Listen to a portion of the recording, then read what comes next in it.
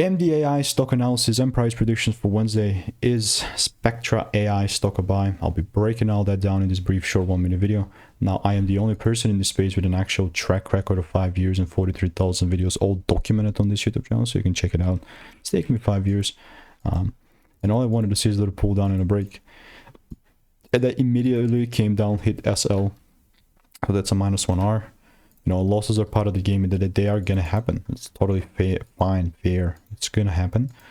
And I'm here to tell you that I have a maximum of 2 L's that I can take in a range. And then currently here, bro, like sometimes timing is not gonna be correct, but if I have like a solid double break confirmation, then there's nothing stopping me from buying more on the MDAI. I mean, that's how I'm entering this. You know, that's how I'm looking at it.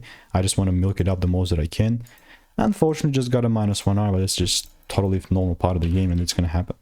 Got about my result in the Discord, so if you want to stay tuned and get my money making emails and insights for free, click the first link in the description. I'll see you in the next one.